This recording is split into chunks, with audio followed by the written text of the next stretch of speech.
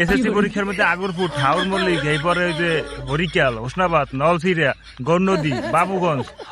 টর্কি, এই আশেপাশে বরিশালের এই কোনাক দিয়ে মানে মগহিন্দে যেগুলো আছে ফলাফান হন তোগুলোকে একটা বুদ্ধি দেয়, তোরা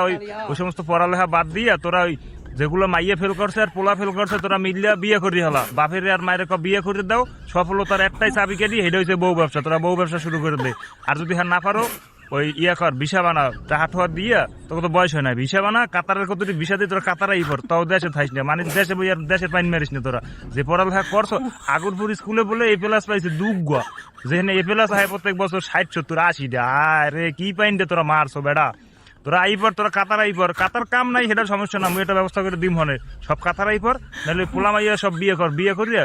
কাপুল ব্যবসা, বউ ব্যবসা, ঠিক আছে, বউ ব্যবসা, ওই হাউরি ব্যবসা, হৌর ব্যবসা, জামাই ব্যবসা, যে যেমনে পারো ব্যবসা শুরু করে দে। কারণ বরিশাল তো খালি কন্টেন্ট ক্রিয়েটরের ভরপুর, জম্মের কন্টেন্ট ক্রিয়েটর সব বরিশালের মধ্যে আছে না। ঢওড়ে তো ফেল করছো 56% পাইন, মানে 54% পাইন মেরে দিছো, আর 56% করছো তোমরা পাস।